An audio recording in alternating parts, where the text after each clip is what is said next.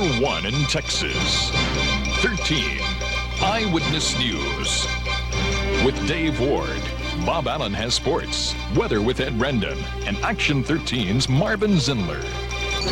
Now, 13. Eyewitness News. Good evening, friends. The Harris County Medical Examiner's Office has released the findings of an autopsy performed on a 23-year-old female letter carrier who was murdered last week. As expected, homicide was ruled, but Ron Fulton reports there was no indication of sexual abuse. The autopsy shows shots suffered 2 fatal bullet wounds to the head, one on the left side and one on the right side. Dr. Joseph Yehemchek's report does not indicate any signs of sexual abuse, though. Since rape apparently is not a factor in this case, 17-year-old David Port could not be charged with capital murder, which explains why he was allowed to leave jail after posting a $20,000 bond. Since the autopsy report showed that she had not been raped, it does not become a capital offense. Therefore, the charge of murder was filed against him. And he can bond out on that? Yes, he can. He sure can. No one in the district attorney's office was willing to comment on the results of the autopsy, saying they didn't want to try this case in the news media, and they didn't want to run the risk of the defense being granted a change of venue. Ron Fulton, Eyewitness News at the Harris County District Attorney's Office. This was to have been the day that the parents of David Port, who was accused in the shot's murder, were to have testified before a Harris County grand jury. Family was granted immunity in exchange for their testimony, but they are now fighting any further grand jury appearances, and Deborah Wrigley reports.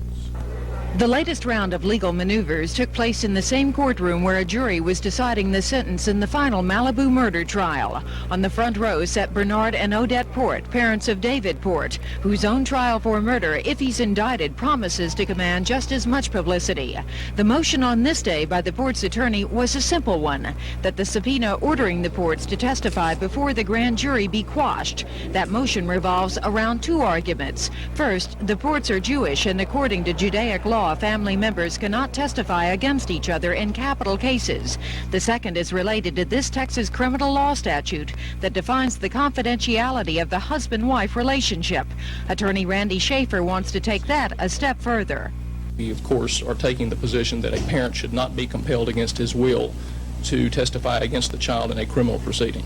There's never been any other case that tested that? Not in Texas, to our knowledge, and we've both looked at it. But the issue has not arisen. To that argument, one of the state prosecutors had this response. And our position is that the parents, no matter what the situation is, a parent or a child, cannot withhold evidence or testimony concerning facts surrounding a crime that they have knowledge of. The question of whether David Port's parents will testify before the grand jury will be taken up again in court Monday, but there is no guarantee some very complicated legal issues will be fully resolved at that time. As for the state's position, should the Ports be exempt from any grand jury questioning, prosecutors refuse to comment. Deborah Wrigley, Eyewitness News from the criminal courthouse. The State Democratic Party Convention is convening at this hour in the Sam Houston Coliseum downtown. Its principal task will be the selection of this state's 200 delegates to the party's national convention in San Francisco next month. Eyewitness News reporter Sylvan Rodriguez is down at the Coliseum to give us a report. Sylvan.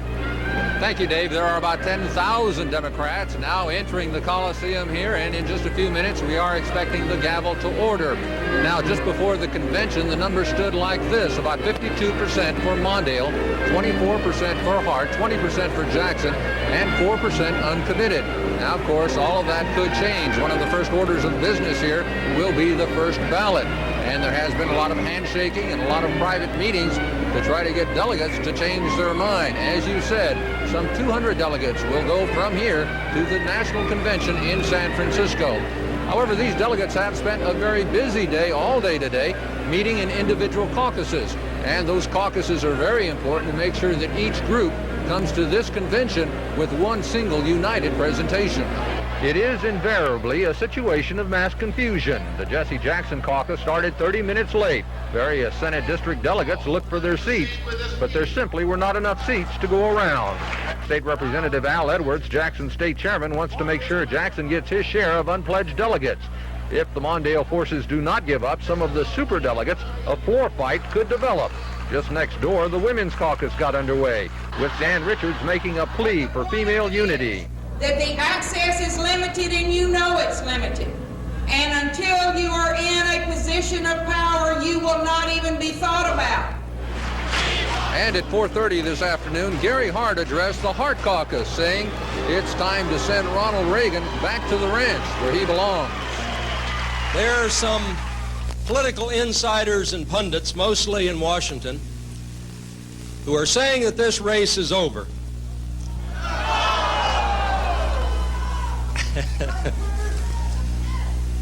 Now, they are the same people who said this race was over in August of 1983, who said this race was over in January of 1984, who said this race was over in April of 1984, and they were wrong then and they're wrong now. Well, Gary Hart is expected here on the floor to make last-minute conversions, or at least to try to make last-minute conversions. And, of course, Walter Mondale was in our town today, and he says that Texas Senator Lloyd Bentsen will be the first person interviewed for the possible vice presidency. Before leaving Houston today, Mondale promised to meet with Bentsen next Thursday. Tom Cook has that story. Mondale begins his day at a local cable station with a satellite hookup to Miami and a speech to the Amalgamated Clothing and Textile Workers Convention. All Americans can win this election, put a people's president back in the White House. Please help me. This is one election we simply must win. Mondale returns to the Hyatt and a rousing ovation from his convention delegates. Mondale tells the caucus he is challenging President Reagan to a series of debates, and then jokingly admits he is still the underdog. But I want to just quote one great American to Mr. Reagan, and that's Satchel Paige. He said, "Don't look back. Someone might be gaining on you." And we are. Mondale hopes to make further gains by choosing the right person as his running mate. Mondale says Senator Lloyd Bentsen is the first person he'll interview, but has a long list of candidates in mind. These are all persons who I think deserve serious consideration.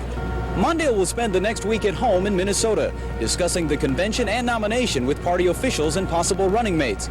Though Mondale insists the order of those discussions is unimportant, his decision to talk to Bentsen first may suggest that Bentsen is the front runner. Mondale refuses to say whether Gary Hart is also on his list. Tom Cook, Eyewitness News at the State Democratic Convention. Well, the Democrats are running just a little bit late. They were to have gaveled to order right at 6 o'clock. Meanwhile, in Fort Worth, the Republicans are doing pretty much the same thing. However, theirs is probably a little quieter and probably a little more orderly. Jim Rosenfield will have more on what the Republicans are doing in Fort Worth a little later in this newscast. Dave, back to you. Okay, Sheldon, thank you. Well, a jury has been deliberating punishment today for the final suspect in the Malibu murder case. That report coming up. Still ahead, a report on reaction to the guest workers plan that's been approved by the House. Action 13's Marvin Zindler reports on dirty food establishments. And Dr. Red Duke wraps up his series of reports on cancer. As Sylvan Rodriguez told us a few minutes ago, while the state's Democrats are meeting here in Houston, the state's Republicans have convened up in Fort Worth. And our Jim Rosenfield has a report. With some 6,000 state delegates and visitors on hand for this GOP state convention, the national GOP chairman and head of the Reagan-Bush campaign, Senator Paul Laxalt, gave the pep talk, a talk warning those whose eyes may already be glazed over by visions of an easy Reagan-Bush victory in November. I predict to you that Ronald Reagan is in for the political race of his life against Walter Mondale. And I'm told by my own people and everybody else, what are you worried about? It's a cakewalk. It isn't.